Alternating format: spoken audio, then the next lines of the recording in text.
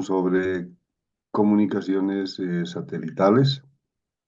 Vamos a empezar con describir algunas particularidades básicas de comunicaciones satelitales en cuanto a tipos de órbitas, sistemas de comunicación, bandas de frecuencia utilizadas, etcétera, etcétera. Con una mención especial de nuestro satélite, el Tupac Katari TK-SAT-1, que está orbitando la Tierra en una posición recíproca, sincrónica con la Tierra, es decir, me refiero a que tiene la misma velocidad de rotación de la Tierra, su rotación terrestre, ubicado a 87,2 grados de longitud oeste. Muy bien. Fabio, por favor, nivel de audio y de video, si es tan gentil, por favor. Sí, sí, que se logra ver y se logra escuchar. Eso es muy bien. Perfecto. Les dejé una pantalla indicando de que se me registren en el chat a efectos de asistencia. Es muy importante que cumplan con esa normativa. Eh, Realmente espero que tenemos 37 estudiantes en el curso y solamente tenía registrado hasta hace unos 10 minutos atrás 26.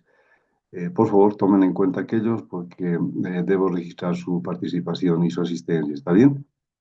Recuerden que solamente se permiten 2 ausencias a las clases y lamentablemente hay que dar cumplimiento a aquello que viene desde arriba, ¿sí? Muy bien. Entonces empecemos mirando las características que tengamos disponibles en comunicaciones satelitales. Empezaremos por algo muy sencillo, que son los tipos de órbitas, y mencionando aquella categoría orbital que tenemos en los satélites. Nuestro satélite está orbitando la Tierra prácticamente en la figura circular, circular que ven acá marcando con el cursor de color azul. Como les decía, se llama una órbita geoestacionaria o geosíncrona, geo. De todas maneras, empecemos mirando desde alturas mucho más bajas. Todo satélite es lanzado al espacio exterior utilizando lanzadores. El más común que se utiliza son lanzadores americanos y también hay un lanzador francés, el Ariane, que sitúan a los satélites a diferentes alturas, me refiero a diferentes órbitas. La más alejada, obviamente, la órbita geoestacionaria, la órbita geosíncrona, a un promedio de una distancia sobre la superficie terrestre de 40.000 kilómetros. Fíjense acá, hablamos de un promedio de altitud de 35.786 kilómetros. Bien, vamos entonces por orden. Empecemos por los satélites más cercanos a la superficie terrestre. Voy a hablar de esta órbita amarilla que está por acá, denominada órbita Leo, es una órbita baja. Eh, Recorre prácticamente todo el planeta, toda la Tierra, en un tiempo de 90 minutos y tiene una altitud entre 200 y 2.000 kilómetros, una altitud promedio de 500 kilómetros, en los cuales los satélites giran a una velocidad mucho mayor con relación a otras distancias de la superficie terrestre. La explicación correspondiente es de que la fuerza de atracción terrestre implica de que si no se mueve, si no tiene una mayor velocidad, pues va a ser atraída por la fuerza gravitacional. En la clase inicial les hablaba de que esta fuerza gravitacional es equivalente, es equivalente a K. Esa fuerza gravitacional es equivalente a el producto de una constante gravitacional por el producto de las masas, masa 1 por masa 2, dividido sobre la distancia al cuadrado. La constante gravitacional es una constante tal cual su nombre lo indica. La masa 1 corresponde a la masa del satélite, la masa 2 a la masa de la Tierra, y la distancia al cuadrado, la distancia desde el satélite hacia la superficie terrestre. Comprenderán ustedes que esta distancia, cuanto más pequeña, la fuerza gravitacional es más grande. Por lo tanto, esa fuerza de atracción terrestre tiene que ser compensada con una mayor velocidad de rotación. Esa es la explicación por la que su velocidad de los satélites LEO es mayor que la de los satélites MEO, por ejemplo.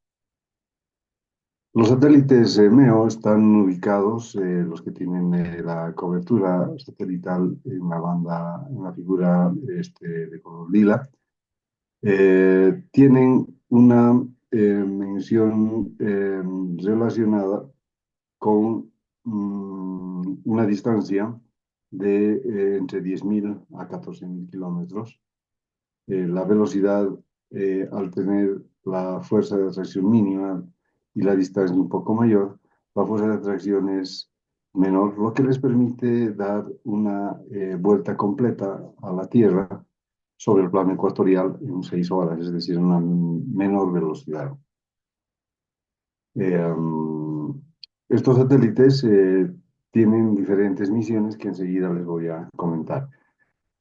También existen satélites de órbita elíptica y satélites de órbita polar. Empezaremos con los satélites de órbita elíptica.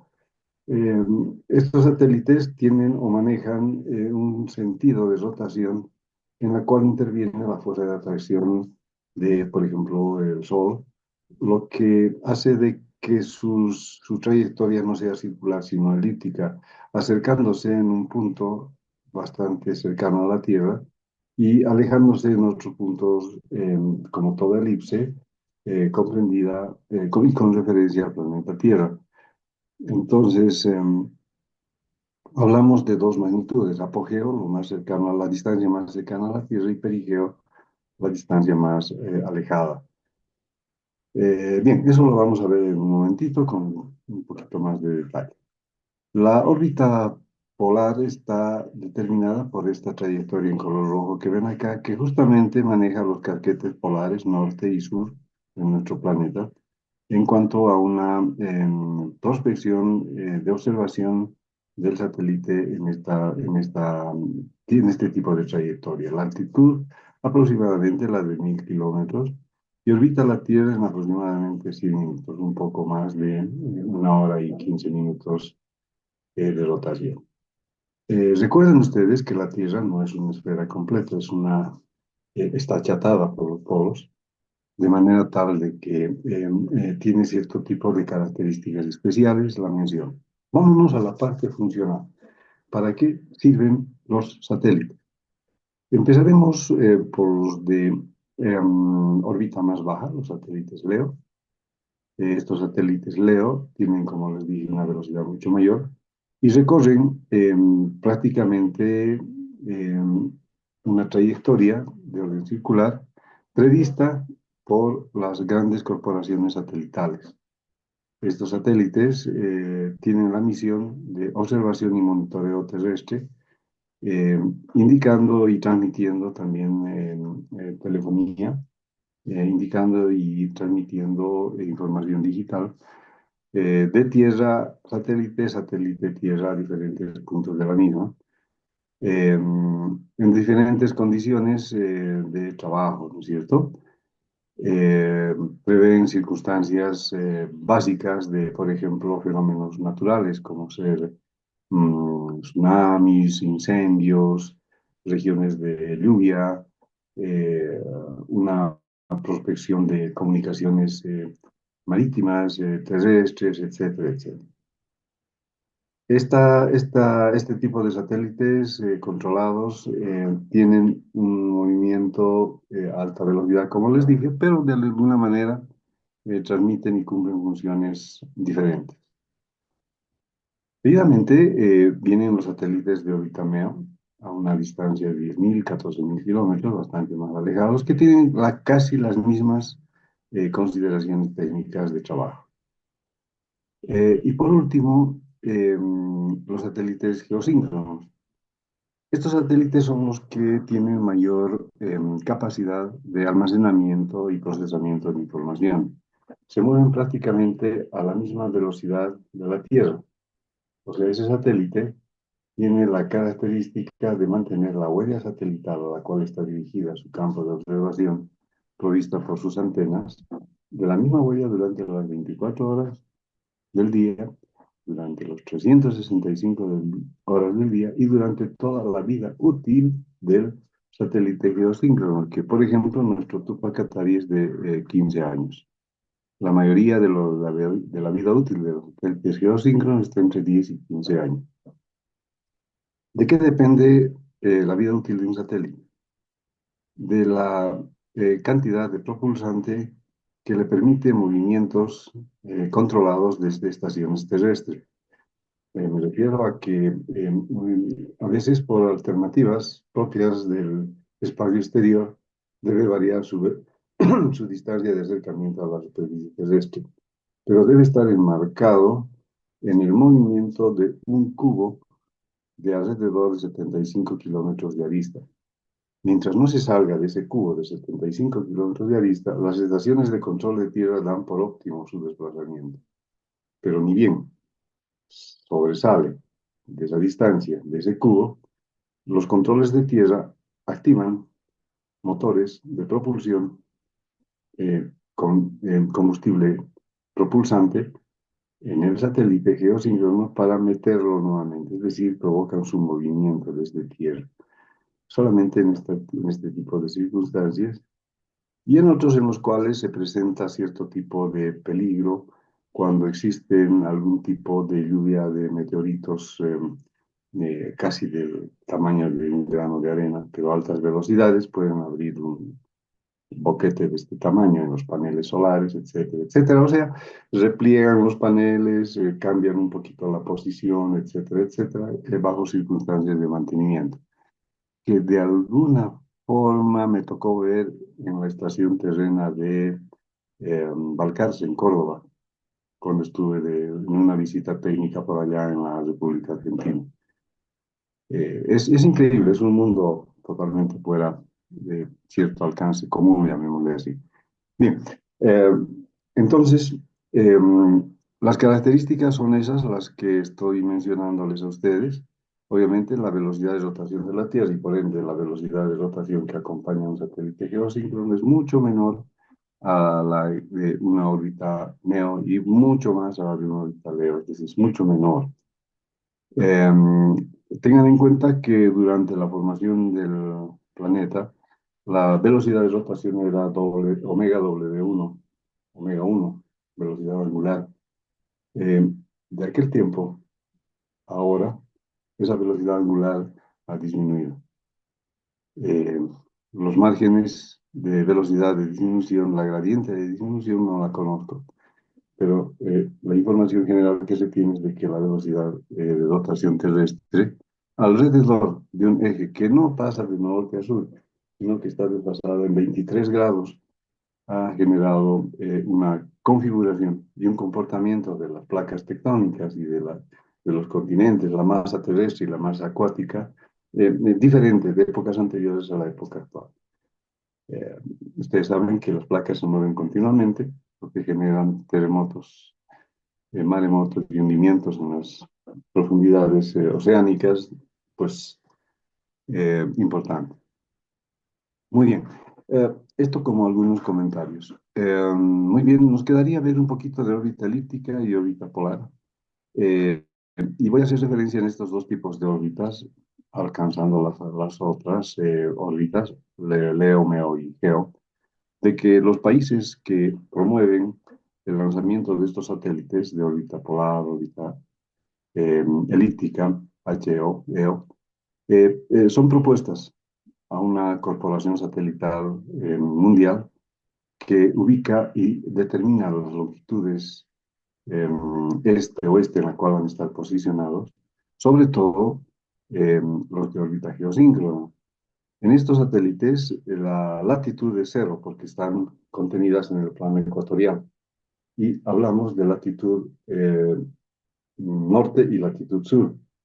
Hablamos de hemisferio norte y hemisferio sur, de manera tal de que se tiene un posicionamiento a ese nivel. De igual manera, cuando hablamos de longitud, tenemos longitud oeste y longitud este, de manera tal que el satélite, todos los satélites geosíncronos, al tener una posición estable, definida, tienen latitud cero y longitud dependiente del punto de ubicación dentro de la órbita azul. Esta órbita azul que tienen acá se denomina también órbita de Clark. Y el punto que determina, por ejemplo, esto es Sudamérica, ¿verdad? Bolivia está acá. Nuestro satélite está ubicado en este punto donde está el cursor. Y este punto corresponde a una longitud de 87,2 grados de longitud oeste. Bien, eso como datos, digamos, de alguna manera que ustedes deben conocer. Bien, veamos entonces, como idea general, de que todos los satélites han sido puestos por los países para determinado análisis, determinado estudio de su superficie, desde telecomunicaciones hasta observación terrestre, hasta monitoreo terrestre. Tienen prácticamente una visión muy importante de la huella satelital, que enseguida se las voy a mostrar cómo se determinan, cómo se calculan, hasta alcances bastante importantes en lo que es recepción de audio, recepción de video, tanto de subida como de bajada, prospección terrestre, dependiendo de la resolución de 1 metro, 10 metros, 100 metros, hasta profundidades de análisis, comprendidas hasta en el orden de 1 a 10 metros por debajo de la superficie terrestre. Estos satélites pueden tener esa capacidad de análisis. Bien, recuerden que toda esta teoría las estoy mencionando en los PDFs de la plataforma, lo cual es la lectura y estudio de ustedes es obligatoria, ¿sí? Bien, pasemos a ver ahora los sistemas de comunicación. Voy a mencionar algunos con características un poco informativas, en las cuales me gustaría mencionar el sistema BSAT. Este sistema trabaja con una situación operativa muy especial. Obviamente, contiene un satélite geosíncrono. Este satélite geosíncrono tiene en la superficie terrestre una estación base, esta que estoy señalando acá. Vamos a ser más específicos, a ver. Este es el satélite. Tenemos una estación base acá, interconectada, utilizando Internet con el satélite. Y tenemos una característica especial relacionada con lo que es la Tierra. En la superficie terrestre tenemos instalados varias estaciones terrenas, cuyos diámetros de antena, a diferencia de de la estación base, son diferentes. Aquí alcanza un promedio de 2 metros de diámetro, entre los cuales está Machuma La Guardia para el TCASAT 1, 2 metros de diámetro, y la estación base que tenemos puede alcanzar hasta el orden de 64 metros en la estación terrena de Tiahuanaco, en La Paz, 60 metros en la estación de Balcarce, en Argentina, y también algo parecido en la estación de Bosque Alegre, en Argentina. Bosque Alegre está, perdón, yo me equivoqué la referencia geográfica. Bosque Alegre está en Córdoba, Argentina, y la estación terrestre de 60 metros también, correspondiente a una ciudad ubicada a 600 kilómetros de Buenos Aires, en Balcarce, dentro de la provincia de Buenos Aires, en Argentina. Muy bien. Verán ustedes que, como dato muy importante, que un sistema de de comunicaciones o telecomunicaciones satelital maneja bandas satelitales. Las bandas satelitales están en un orden siguiente: banda L, banda S, banda C, banda K, banda KU, que promueven diferentes rangos de operación satelital. La descripción exacta del tamaño de las bandas está determinada en forma genérica por lo siguiente: banda L de 1 a 2 GHz, banda S de 2 a 4, banda C de 4 a 8 GHz, banda K de 8 a 12, banda KU de 12 a 22, y así sucesivamente hasta alcanzar el rango satelital comprendido entre 1 y 40 GHz. Bien, la operatividad de un sistema de comunicaciones VSAT equivale a que todas las estaciones terrestres distribuidas en un país, por ejemplo en el nuestro, elevan y transmiten información de su vida al satélite. El satélite las concentra en una estación base, procesan información y esa información procesada es devuelta al satélite y devuelta a cada una de las estaciones transmisoras. Por ejemplo, si esta estación emite la clase de telecomunicaciones en la Universidad Mayor de San Simón, a su vez satélite, el satélite la puede redistribuir a todas las estaciones que tenemos en el país. Puede ser la Universidad de la UGRAM en Santa Cruz, UNSA en La Paz, la Universidad Técnica en Oruro, etcétera, etcétera, no dependiendo de su recepción. Por otro lado, eh, si la estación base emite información y la sube al satélite, simultáneamente puede ser distribuida en todas las estaciones terrestres. Por ejemplo, una señal de alerta temprana subida al satélite puede ubicar rápidamente en departamentos en los cuales hay peligros, como ustedes saben, de inundaciones en La Paz, en Quime, en Oruro, o puede ser también en el área del Beni. Estas estaciones reciben esta información simultáneamente en función de una comunicación de emergencia que se denomina de alerta temprana. Bien, básicamente este es el sistema con el cual funciona un VSAT, tanto a la subida desde las estaciones auxiliares o secundarias al satélite, como de una estación base hacia el satélite para una distribución simultánea en todas las otras estaciones, considerando Internet. Muy bien.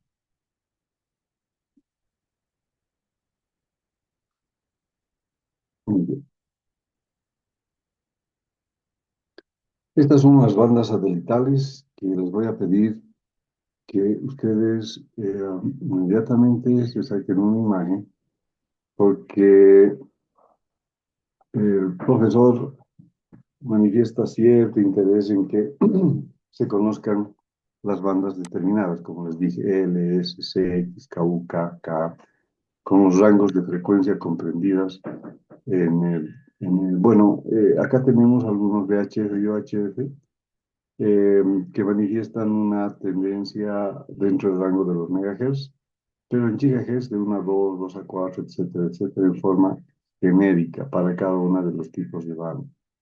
Estos son los servicios que prestan, básicamente fijados por la huella satelital que hace un impacto en el territorio en el cual geográficamente está prestando el servicio satelital. Y aquí están los principales usos, en los cuales nosotros estamos inmersos en prácticamente todos estos que están en el recuadro rojo. ¿Está? Muy bien. Vamos a generar esto y esto. Y pasaremos a ver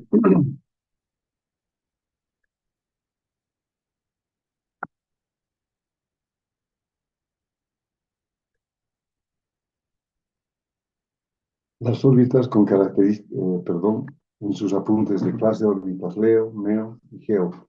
Órbitas Leo, las más cercanas a la corteza terrestre, MEO a una altura intermedia y GEO a una altura específicamente entre 35.000 y 40.000 kilómetros sobre la superficie terrestre.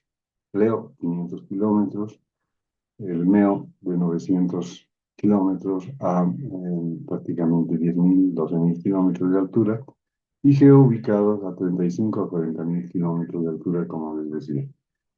Muchas veces estas referencias de distancia están referidas a la superficie terrestre y algunos autores hacen referencia, bajo otros valores, hacia el centro de la Tierra. Bien, veamos entonces estas órbitas. Miren, genéricamente las corporaciones satelitales tienen determinado número de satélites. Fíjense ustedes que Inmarsat 3 tiene 3 satélites, pero Teledesic tiene 840 satélites funcionando simultáneamente. Los tipos de órbita van desde MEO, LEO, hasta geosíncronos. Y los servicios que ofrecen son los que nos interesan a nosotros, básicamente telecomunicaciones. También nos interesa ver el tema de comunicaciones móviles. Y por otro lado, el de monitoreo y observación terrestre como servicios que prestan estos satélites. Por ejemplo, ¿recuerdan el incendio tremendo o los incendios tremendos en la parte de Pando, Beni, Santa Cruz? Nuestro satélite detectó oportunamente cuáles eran las áreas incendiadas, cuál era la tendencia direccional, hacia dónde se extendía la mancha de los incendios. Y como ustedes saben, la declaratoria de emergencia nacional por este evento causó, eh, es decir, duró cientos de años. Podríamos haber hecho una minimización de los daños actuando inmediatamente. ¿Contando con qué? Con el TKSAT-1, con el Tupac Katari, identificando las áreas en las cuales y la dirección en las cuales se propagaba por las ondas de viento, etcétera, etcétera. Bueno, eso como un comentario práctico acerca de los servicios que prestan los satélites. Vamos a reiterar algunas cosas en este punto relacionadas con el espectro electromagnético. Vamos a abarcar tres cosas. Por favor, en sus apuntes, ustedes mencionen espectro electromagnético, que ya vimos algunas características, alguna división que vamos a percibir en cuanto a sus particularidades. Vamos a darle un toquecito adicional al espectro radioeléctrico que les comentaba y sobre todo a las aplicaciones. Bien, antes de comenzar con esto, hace un tiempo atrás, la alcaldía de la ciudad de Quillacollo solicitó a la Universidad Mayor de San Simón, a través de una nota y todo este protocolo que se establece, al rectorado de nuestra universidad, la valoración, el análisis técnico-científico acerca de la ubicación de una torre de telefonía celular.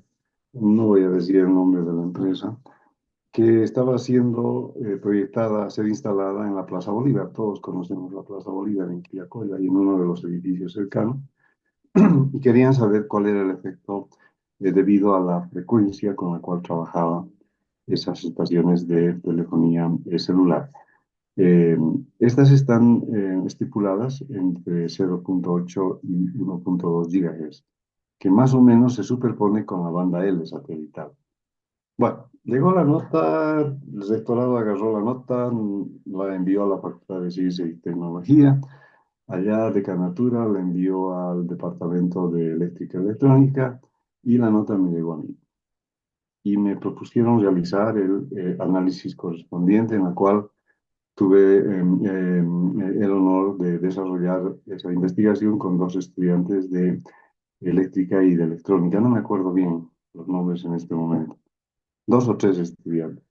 Emitimos el informe y el producto final era determinar la altura de la torre en la cual debían estar instaladas las antenas de propagación direccional, las que ven ustedes ahora en cualquier edificio de la ciudad de Cochabamba. Son paralelepípedos prácticamente que están direccionados prácticamente dentro de los 360 grados de proyección de los lóbulos direccionales de de radiación electromagnética. Y el resultado, altura mínima 30 metros. Entonces tomaron en cuenta aquello y de verdad no he ido a ver hasta qué punto yo creo que sí lo tomaron en cuenta, es un estudio muy interesante, para evitar que la radiación afecte a la permanencia del asentamiento humano. La Plaza Bolívar está llena de gente, viven, residen, hay residencias, hay casas, hay gente circulando, pero a esa altura la radiación pasa por encima de sus cabezas, llamémosle en este momento, sin ningún tipo de problema. Esa fue una colaboración de extensión social de la universidad. Bien, vamos a ver un poquito del espectro electromagnético. Esto ya más o menos lo vimos en una diapositiva anterior, pero se las estoy haciendo referencia porque quiero que observen lo siguiente. Vamos a hablar del espectro visible, el rango visible. El rango visible o de luz en la cual el ojo humano está capacitado para percibir imágenes está comprendida en un rango, como les dije, entre 400 nanómetros y 700 nanómetros. En este rango, prácticamente tenemos los colores, perdón, las longitudes de onda en la cual se perciben los colores azul, verde y rojo, con diferentes tonalidades variantes que ustedes pueden ver acá. Al mismo tiempo, podemos observar de que esta longitud de onda está prevista en función de la frecuencia y en función de la ecuación de velocidad de la luz igual a frecuencia por longitud de onda, de todos estos tipos de radiaciones que tenemos. ¿Está? Esto prácticamente ordena un poquito que en un extremo del rango visible tenemos radiación ultravioleta tendiendo a 400 nanómetros e infrarrojo hacia el lado contrario en el orden de 700 nanómetros.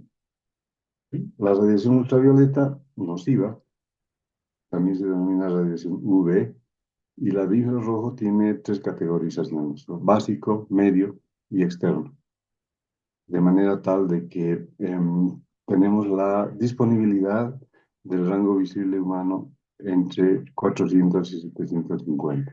Dentro de este rango, la longitud de onda correspondiente a las cercanías al rojo es la más visible para el ojo humano. Me refiero a que por eso los semáforos tienen luz roja, es visible con mayor intensidad a la programación que tenemos, que tiene el ojo humano. Las balizas que se colocan en las superficies de los rascacielos, color rojo. La identificación de señales de peligro, ya tanto en embarcaciones, en el tema marítimo, o en los aeropuertos, en las torres, rojo, porque es el color que por su longitud de onda tiene mayor capacidad de distinción a distancia por el ojo humano. Bien, no sé si conocían esta característica, pero ahora ya más o menos saben por qué todo es rojo. Perfecto. Pasemos a ver un poquito del espectro, que nuevamente voy a hacer referencia al rango visible. El profesor muchas veces en las evaluaciones pregunta cuál es el rango visible del ojo humano. Bueno, pues entre 400 y 700 nanómetros. Ah, perfecto. ¿Puede dibujar una característica gráfica de lo que significaría una onda comprendida desde la mínima longitud de onda hasta la máxima longitud de onda? Claro, es esta que ven ustedes acá. ¿Qué es lo que varía? Como les dije, el periodo. El periodo. Y si varía el periodo, entonces estamos en condiciones de ver la frecuencia. Eh, bien, por favor, si algún estudiante está intentando hacer algunos dibujos, le rogaría que por respeto a la clase no lo haga y posteriormente podemos conversar conmigo si tiene algún comentario o alguna opinión al respecto. ¿Está bien? Muchas gracias. Bien, entonces volviendo al tema, vean ustedes que el rango visible que está aquí señalizado entre 400 y 700, el rango hacia la menor longitud de onda azul y a la mayor roja, y el verde que está prácticamente ubicado entre 500 y 600. La misma disposición y el mismo análisis lo tenemos descrito acá en la diapositiva siguiente que tenemos acá. ¿Está? Muy bien. A veces el profesor pregunta, bueno, muy bien, mire, hablemos de los radares en los aeropuertos. ¿Cómo funcionan? ¿Con qué tipo de frecuencia funcionan? ¿Están por el lado de la radiación ultravioleta o por el lado de la radiación infrarroja? Fíjense ustedes de que de acuerdo a la longitud de onda que estamos viendo por acá, tenemos radiaciones del orden de 10 a la menos 2, 10 a la menos 1 en los radares de aeropuerto. Nos da una longitud de onda y nos da una frecuencia. ¿Está? Perfecto.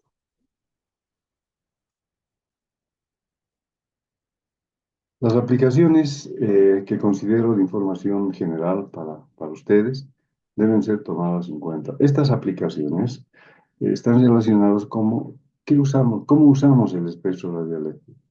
Lo usamos en diversos tipos, para diversos tipos de radiación, radiodifusión, microondas, radiación infrarroja, ultravioleta, rayos X para prospección y praxis médica, rayos gamma.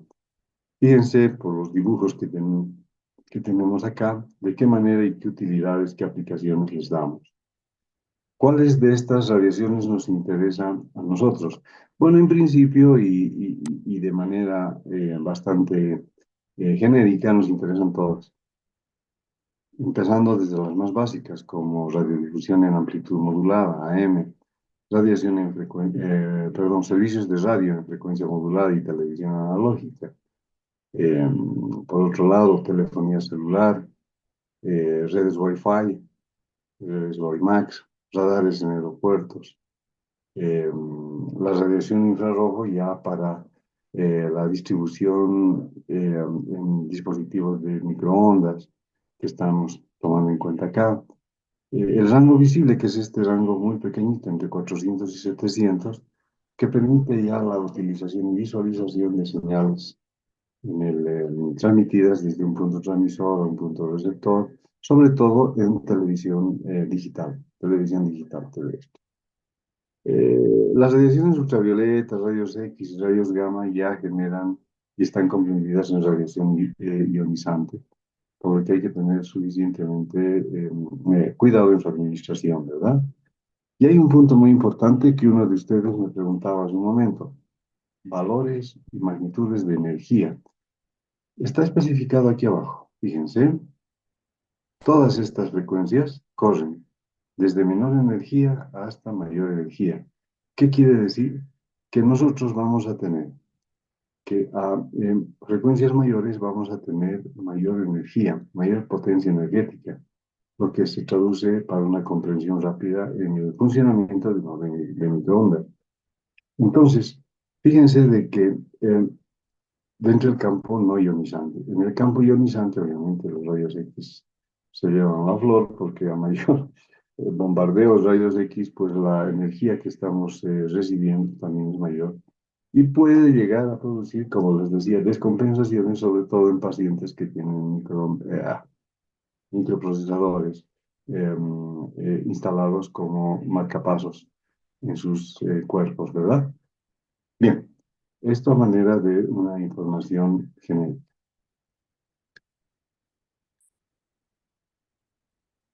Y por último, y para concluir, vamos a ver antenas.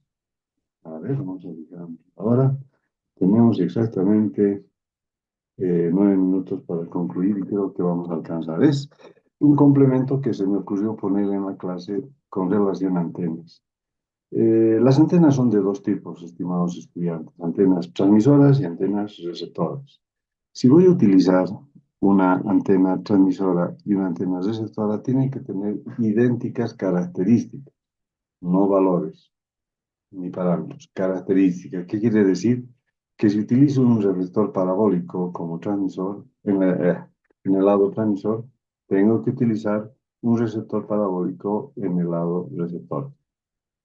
Este tipo de propagación de antenas corresponde también a mencionar diferentes tipos, los cuales algunos de ellos los he mencionado acá. Los más sencillos son los dipolos, tanto horizontal como vertical, las antenas monopolo, las antenas Yagi y el receptor parabólico que hice una pequeña referencia hace un momento. Todas ellas tienen un comportamiento genérico similar en lo que se traduce en transmisión de información, bajo dos tipos de propagación. Anoten en sus apuntes de clase, dos tipos de propagación en antenas. Antenas de orden omnidireccional y antenas de orden direccional. Las antenas de propagación omnidireccional irradian en 360 grados. En cambio, las antenas direccionales tienen ángulos de propagación fijos, 120 grados, 180 grados, 40 grados, etcétera, etcétera. Y su lóbulo de irradiación en antenas direccionales están ubicadas hacia determinados sectores o áreas geográficas. Por ejemplo, las estaciones de frecuencia modulada dirigen sus dipolos como antenas de propagación hacia Valle Alto, hacia Valle Bajo, hacia la ciudad de Cochabamba, desde más o menos una altura representativa, como es la cota 2750, allá arriba en el norte de nuestra ciudad, o en el Cerro Tuti, direccionando la señal hasta ciertas áreas geográficas, no todas.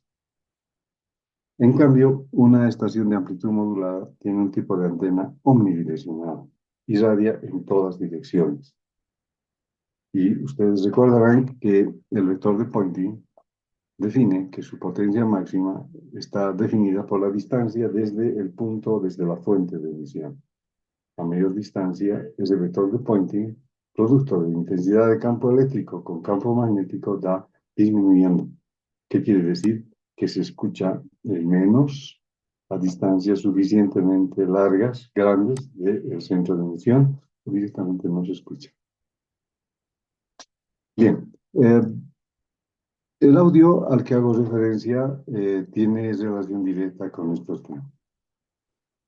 Finalmente, veremos de qué se trata cuando les digo un lóbulo de irradiación. En realidad es un cuerpo de revolución de este tipo, es un cuerpo de revolución. Maneja dos tipos de diagramas, uno horizontal y uno vertical.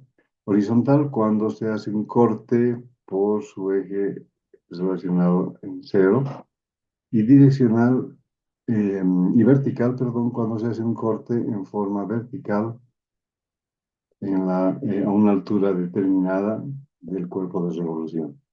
En ambos casos se generan diferentes tipos de imágenes.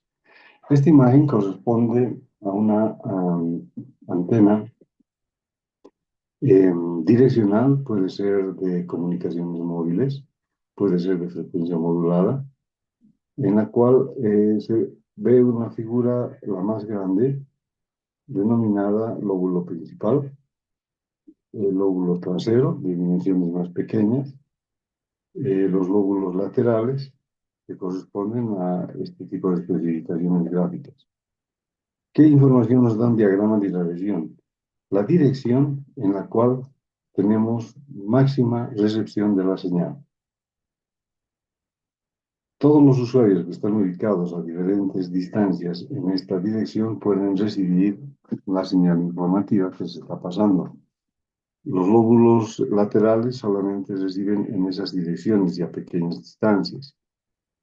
También existe recepción en el lado contrario de la antena transmisora, denominada lóbulo trasero. Entonces, la diferencia, el cociente, perdón, entre el lóbulo trasero y el lóbulo principal nos da un parámetro de rendimiento, de efectividad de la antena que estemos considerando. Y al decir antena en forma genérica me refiero a antenas Yagi, antenas de reflector parabólico, antenas logarítmicas, antenas hélice, etcétera, etcétera. Dipolos, los dipolos tienen una cierta cobertura que es un poquito más de detalle para ser explicada. Tal vez a lo largo de la clase podamos ver. Esta es una antena dipolo. Pueden ustedes ver que los valores máximos de tensión se almacenan en los extremos de la antena, que es la antena física, valores máximos, se anula en el centro y valor contrario de intensidad de tensión en los extremos, positivo, negativo. Entre medio hay un valor resistivo que es simplemente figurativo, pues se refiere a la resistencia que ofrece desde el elemento de radiación hacia el transmisor. Pueden ver ustedes en líneas verdes la propagación de la intensidad de campo eléctrico. ¿Sí? Y en el punto, en el central de esta antena, la intensidad de campo eléctrico es máxima. ¿Sí? Es una antena simple. Este es un monopolo. Esta es una antena de una estación de amplitud modulada. Es muy alta, entre 80 y 100 metros. Tiene riandas de sujeción, como pueden ver, y prácticamente utiliza 1 hectárea para su sostenimiento. Es una antena que irradia en forma omnidireccional, como cuando uno tira una piedra en un estanque, en esa forma. A medida que nos alejamos de la estación, nos vamos con una distancia más grande, pues la potencia va disminuyendo. Y al final, cuando la potencia es casi nula, pues los usuarios que están ubicados para esta estación, por ejemplo, en el Valle Bajo, allá más o menos Chipe, un poquito más allá, Parotán, ya la señal prácticamente es casi imperceptible. Las antenas ya ahí son muy utilizadas todavía en la recepción y transmisión de televisión analógica. Tiene diseños muy interesantes eh, y aquí describo algunas particularidades constructivas. Por ejemplo, tenemos el reflector, que esta barra elimina el lóbulo receptor en el diagrama de irradiación, el lóbulo trasero en el diagrama de irradiación y concentra todo en el lóbulo, llamémosle, se los voy a dibujar acá, acá, maneja todo en el lóbulo de irradiación direccional, con una intensidad de pointing, de potencia de pointing en esta dirección, pero elimina el lóbulo de irradiación trasero en función de la presencia de esta barra denominada reflector. Este componente es la barra activa o elemento activo y los directores son estos de acá. El número de directores, etcétera, etcétera, y la distancia a la cual están referidos cada uno de ellos, nos determina la ganancia G en dBs de estas antenas. Ya, ahí está. Bueno, nos queda un tipo de antena más, lo vamos a mencionar enseguida.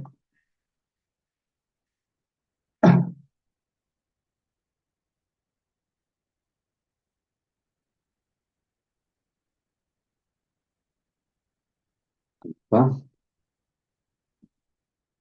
Entonces, veamos, ya concluyendo, veamos nuestra antena estrella, tipo de reflector parabólico, en los cuales recibimos y transmitimos señal. Esta fácilmente puede ser una estación base, una estación principal, como ser la de Tiahuanaco en La Paz, con un diámetro de 64 metros, o una antena embarcarse en la provincia de Buenos Aires, Argentina, del orden de 60 metros, a no ser un poquito, 4 metros más grande. Este es un reflector que se utilizaba antes desde la estación principal de la ESPO, allá al final de la Atahualpa, hacia estudios centrales del canal de televisión universitaria, Canal 11. Bueno, a partir de noviembre, Canal 24.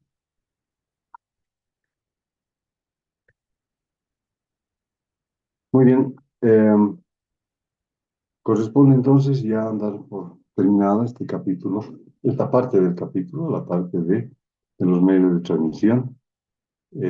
tanto físicos como inalámbricos. Ahora debo hacerles un comentario rápidamente antes que nos vayamos. Estimados estudiantes, el día de mañana, jueves, a las 8 de la noche, tienen su primer cuestionario o parcial virtual. El tema de estudio es el de la parte A, correspondiente a la introducción en telecomunicaciones, cuya teoría en PDF figura en la plataforma Moodle, en el curso de telecomunicaciones. A tal efecto, aquí tengo la lista que me pasó la dirección académica de 37 estudiantes que van a ser habilitados para rendir el cuestionario. Este cuestionario tiene fecha y hora. La fecha, el día de mañana, el 16 de enero. La hora, a las 20 horas. El cuestionario dura 10 minutos. Por lo tanto, tienen ustedes suficiente tiempo hoy día y mañana para estudiar la teoría correspondiente en la plataforma. El PDF de la plataforma indica parte A, tal teoría. Deben estudiarla, no leerla, estudiarla para responder su cuestionario en 10 minutos. Una vez que empiecen y terminen el cuestionario, van a tener ustedes acceso en la plataforma Moodle a la nota que han conseguido. Esta nota corresponde a una valoración para su nota de primer parcial, así que es sumamente importante que la realicen lo mejor posible. A partir de mañana, entonces, cada día tendremos una evaluación de cuestionario en la plataforma. Este tema que acabamos de estudiar, medios de transmisión electromagnética, ya deben ir preparando para su cuestionario el día viernes, y así sucesivamente. Ya muchos de ustedes conocen este sistema de valoración a través de cuestionarios que de alguna manera facilitan un poquito el aporte consensuado para su nota de primer parcial. ¿Estamos? Probablemente la mayoría de ustedes, no estoy seguro, van a ingresar directamente hacia el curso Moodle, lo van a abrir. Recuerden que se llama Telecomunicaciones Verano 3 2024 y van a ingresar a la plataforma y van a analizar exactamente cuál es la disponibilidad, dónde y cuándo deben intervenir con su cuestionario el día de mañana. Y cualquier duda, pregunta que tengan, pues hay muchos de ustedes, como Alejandra, por ejemplo, que ya participó en una mención, llamémosle normal, de telecomunicaciones, que básicamente conoce cuál es el sistema en el cual desarrollar esto, al igual que otros compañeros de ustedes que los puedo ver, Brandon, Gilman, que los puedo ver en este momento en pantalla. Cualquier otro tipo de dudas, no duden en llamarme. Mi celular es el 722-91-302 para que pueda resolver los problemas de matriculación en la plataforma. Casi seguro que yo los voy a llamar a ustedes, a los que tengan problemas, para decirles, mira, tu teléfono, correo institucional no está bien escrito, puedes detallarlo, cosa de que los habilite a la brevedad posible. Cuanto antes estén matriculados en el curso Moodle de telecomunicaciones, más tiempo para que puedan estudiar sus PDFs. ¿Está comprendido, Johnny Guzmán? Buenos días.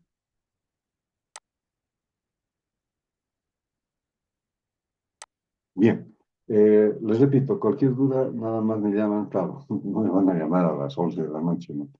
Llámenme un poquito para consultas breves. Recuerden que estamos en una clase virtual, yo estoy de vacaciones y probablemente les conteste desde algún otro lugar de la ciudad de Cochabamba o en alguna parte del país, pero lo voy a hacer.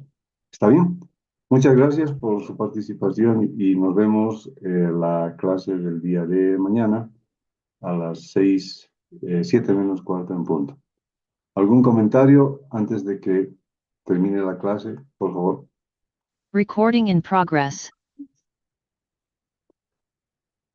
Bien.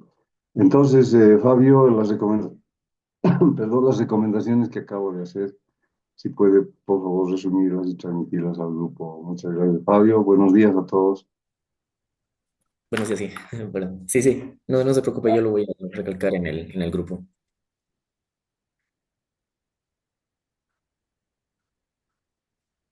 Record